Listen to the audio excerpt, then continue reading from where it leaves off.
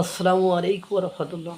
মাঝে মাঝে দেখবেন এরকম বলে, শুধু ও ছাড়া আর যে আসুক আমি সত্য মেনে নেব। তো এরকম আছে যে ও ছাড়া, অর্থাৎ ভারত ছাড়া আমার আর যেই ড্যাশ মেরে দিক আমার কোনো আপত্তি নেই। শুধু আমার আপত্তি হলো ভারত নিয়ে। কেন আপত্তি? কারণ ভারত আমার আজন্ম কাল গায়ে কালি লাগানোর ব্যবস্থা করে দিয়েছে। আমি যে ছোট লোক, আমার যে মন মানসিকতা খারাপ, আমি যে জনগণের পক্ষের শক্তি নয়, আমি যে বাংলাদেশ প্রেমী নয়, এটা ভারতের কর্মকাণ্ডের কারণে বাংলাদেশও পুরো বিশ্বে প্রমাণিত হয়ে গিয়েছে। এই জন্য ভারত ছাড়া আমার আর যে যা করুক না কেন আমার মেনে নিতে আপত্তি নেই। সেই 1947-এর পর থেকে শুনছি আর শুনছি, আমরা পড়েছি, যারা বয়স্ক তাদের মুখ থেকে শুনেছি ভারত আমাদেরকে গোলাম বানাতে চেয়েছে, শেখ মুজিবকে দিয়ে পাকিস্তানকে ভাগ করেছে, আন্দোলন করাইছে, বিভিন্ন সময় ওরে মেরেছে, এরে মেরেছে, এ করেছে, তা করেছে, এদেশের অমুক তমুক জিনিসপত্র নিয়ে গিয়েছে, আমরা ভারতের অনুমতি ছাড়া কিছুই করতে পারি না, তারা আমাদেরকে গোলাম বানায় রাখছে। অবশ্য 2024 সালের 5ই আগস্টের পরে যে সরকার বসেছিল তারাও প্রথম দিকে আস্ফলন করেছিল, তাদের সাথে আমাদের গোলামি চুক্তি আছে 100রও বেশি। কিন্তু দুর্ভাগ্য হলেও সত্য যে 18 মাস ক্ষমতায় থেকে একটা গোলামি চুক্তি দেখাতে পারিনি, জনগণের সামনে নিয়ে আসতে পারিনি, একটা গোলামি চুক্তি বাতিল করতে পারিনি। দুর্ভাগ্য হলেও সত্য যে স্বাধীনতার 54-55 বছর গোলামি, ভারত আমাদেরকে গোলাম বানায় রাখছে, ভারত আমাদেরকে এ ক্ষতি করেছে, ও ক্ষতি করেছে, এসব শুনতে শুনতে কান ঝালাফালা হয়ে গেছে।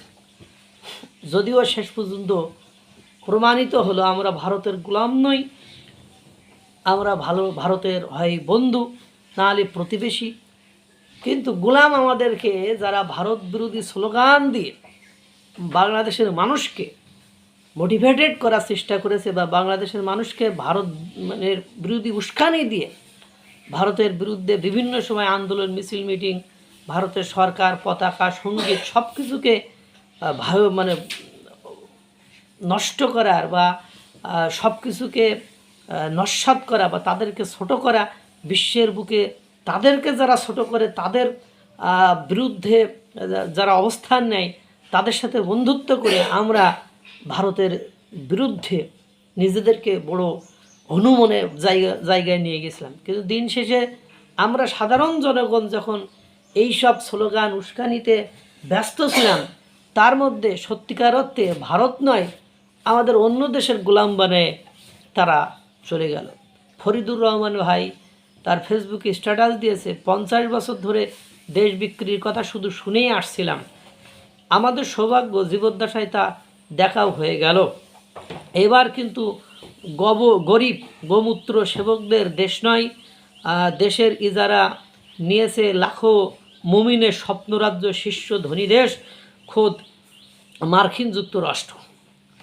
আপনারা জানেন শহীদুল আলম ডিপ স্টেটের এজেন্ট বলছে অনেকে, ওনার আলোকচিত্রধারী, জানেন উনি মাঝে ফিলিস্তিনির দিকে খাদ্য নিয়ে যাওয়ার সময় কী কাহিনীটা না হলো সেটা যাই হোক, উনি বলেছেন বাংলাদেশকে নিষেধাজ্ঞা দিতে পারে যুক্তরাষ্ট্র, বিএনপির উচিত হবে সময় থাকতে মেনে নেওয়া। অর্থাৎ মার্কিন যুক্তরাষ্ট্র যে সত্য দিয়েছে আর সেটা যদি মেনে না নেয় তো বাংলাদেশের উপর নিষেধাজ্ঞা আসতে পারে।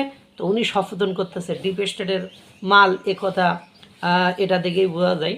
এবং এরপরে আপনার অন্তর্বর্তী আরেকজন বলছে যে অর্থনীতিবিদ, উনি বলছেন যে অন্তর্বর্তী সরকারের গোপন চুক্তির কারণে রাশিয়ার তেল কিনতে যুক্তরাষ্ট্রের অনুমতি নিতে হচ্ছে। আর একজন বলছেন যে অন্তর্বর্তী সরকারের সময় বিদেশি ঋণ বেড়েছে $10 বিলিয়ন, রাশিয়া থেকে 6 লাখ টন তেল কিনতে যুক্তরাষ্ট্রকে বাংলাদেশের চিঠি। তারপরে কালকে পররাষ্ট্রমন্ত্রীর একটা চিঠি দেখলাম যে রাশিয়া থেকে যাতে তেল কিনতে পারে বা রাশিয়া থেকে তেল কেনার উপরে নিষেধাজ্ঞা যাতে আমেরিকা তুলে নেয় বাংলাদেশের উপর থেকে, এজন্য বাংলাদেশের পক্ষ থেকে তাদের কাছে অনুরোধ এবং চিঠি পাঠানো হয়েছে। এটাই হলো সত্য। এবার আমরা ভারতের গোলাম না হয়ে আমরা পুরোপুরি অন্য দেশের গোলাম হয়ে গেলাম। আর যারা এই ভারত বিরোধী আওয়াজ দেয় তারা এটা নিয়ে আর আওয়াজ তুলছে না, কথা বলছে না। কি সুন্দর ভালো বাংলাদেশ আমরা শত্রুতা করতে করতে নিজেদেরকে সত্যিকার অর্থে গোলাম বানিয়ে ফেললাম। আল্লাহ তাআলা সকলকে ভালো রাখুক, সুস্থ রাখুক। আসসালামু আলাইকুম ওয়া রাহমাতুল্লাহ।